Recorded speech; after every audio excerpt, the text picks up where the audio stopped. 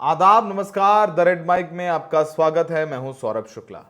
SIR यानी voter list का revision ये बिहार में चल रहा है, जिसको लेके जबरदस्त विवाद है। तमाम ग्राउंड रिपोर्ट्स आप देख रहे हैं, जिसमें अजीत अंजुम का काम बेहद सराहनीय है और तमाम लूप होल्स हैं, तमाम बातें हैं जिसका जवाब चुनाव आयोग नहीं दे पा रहा है। लेकिन उसके बावजूद चुनाव आयोग कह रहा है कि एसआईआर सिर्फ बिहार तक नहीं, पूरे देश में कराएगा।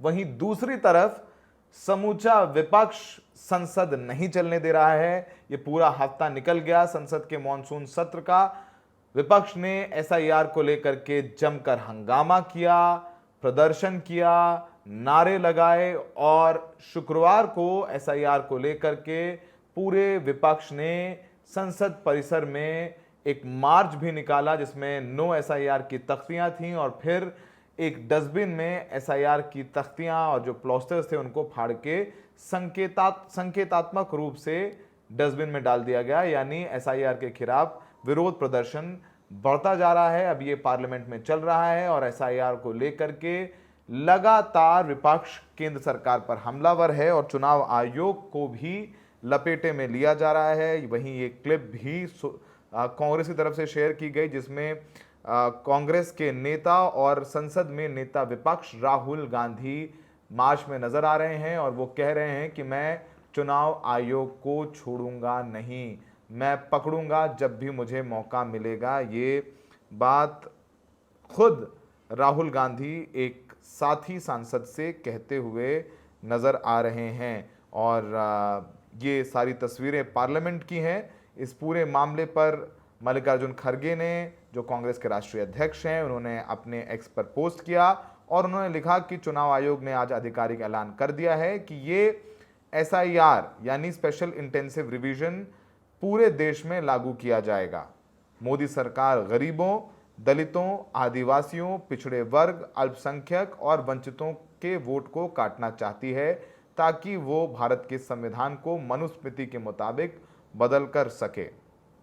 आरएसएस बीजेपी हमेशा से ही समाज के कमजोर तबकों का वोटिंग के अधिकार से वंचित रखना चाहती थी और अब एसआईआर के इस्तेमाल से वो अपनी बरसों पुरानी मंशा पूरी करने पर उतारू है।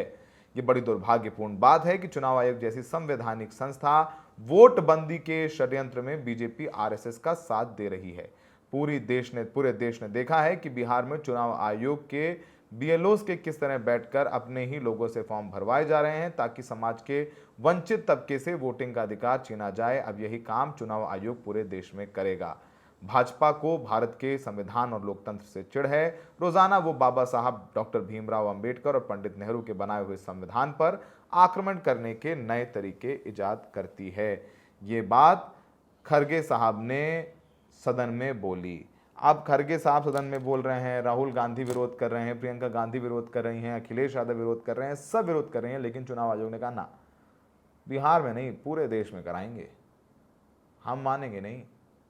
तो चुनाव आयोग ने 24 जून को एक आदेश जारी किया है, जिसमें उन्होंने कहा है कि पूरे देश में मतदाता सूची का गहन पुनर्निरीक्षण किया जाएगा, यानी एसआईआर किया जाएगा। और ये भी कहा है कि शुक्रवार को ये ऐलान कर दिया जाएगा और ये जानकारी भी सामने आई है कि विपक्ष चाहे जितना विरोध करता रहे वो मानने वाला नहीं है। और कहा जा रहा है कि पूरा स्केड्यूल जो है कब किस राज्य में होगा वो जारी कर दिया जाएगा। और उत्तर प्रदेश में, जो कि 2027 में चुनाव है, तो उत्तर प्रदेश वाले, क्योंकि इतना बड़ा राज्य है, करोड़ों मतदाता हैं, 80 से ज़्यादा डिस्ट्रिक्ट्स हैं, तो उत्तर प्रदेश वाले तैयार रहें, क्योंकि ये एसआईआर उत्तर प्रदेश में भी कराया जाएगा और आधार नहीं माना जाएगा, वोटर आईडी कार्ड नहीं माना जाएगा, राशन कार्ड नहीं माना जाएगा, पासपोर्ट आपका बना नहीं है तो बनवा लीजिए, वो माना जाएगा, घर के कागजात मांगे जाएंगे और अगर आपके पास बर्थ सर्टिफिकेट नहीं है तो फिर आपको थोड़ा एड़ियाँ घिसनी पड़ेंगी। ये सब उत्तर प्रदेश वाले भी तैयार हो जाएंगे, खासकर धीरे धीरे पूरे देश में ये तैयार कर दिया जाए। चुनाव आयोग के इस आदेश में कहा गया है कि चुनाव को निष्पक्ष और किसी भी दबाव से मुक्त करने के लिए, मतदाता सूची की अखंडता बनाए रखने के लिए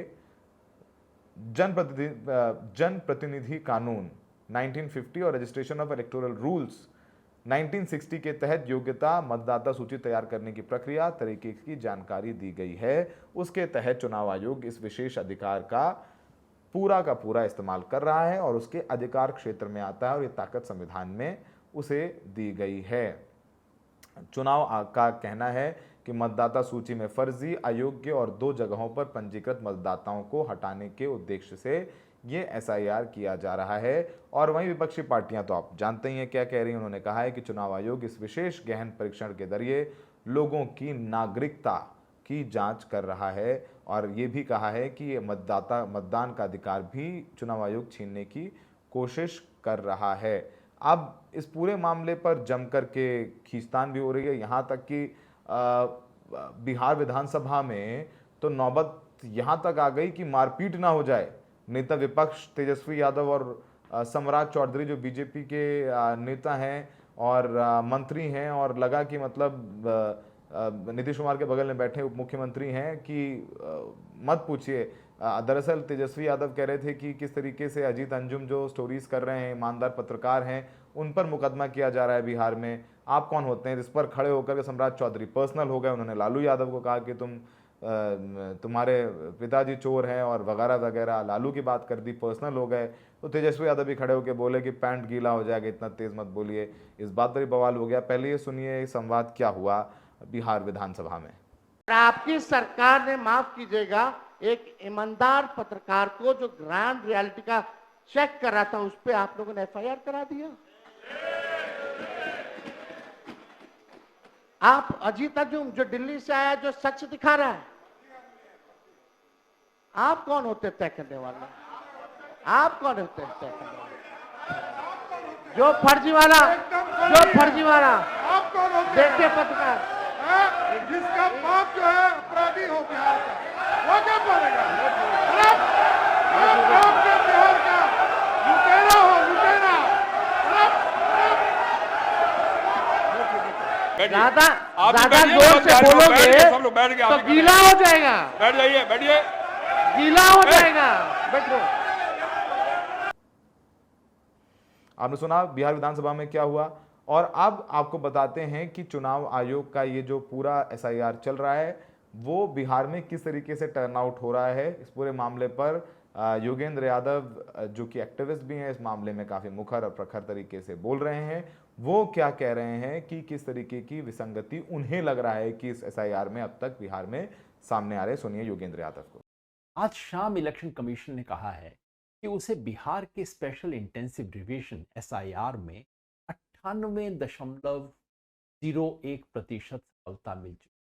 मतलब कि जिन 7,90,00,000 लोगों का पिछली लिस्ट में था उसमें से 7,17,00,000 का तो उसको फॉर्म मिल चुका है और बाकी ऐसे हैं जो कि मिल ही नहीं सकते।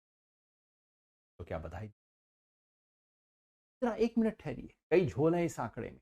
पहला तो याद रखिए कि इस 98% में से 7% यानी कि 56 लाख ऐसे नाम हैं जो चुनाव आयोग के मुताबिक या तो डेड हैं या बाहर चले गए हैं या डुप्लीकेट हैं या पता नहीं लग रहा है, पर की जांच अभी नहीं हुई।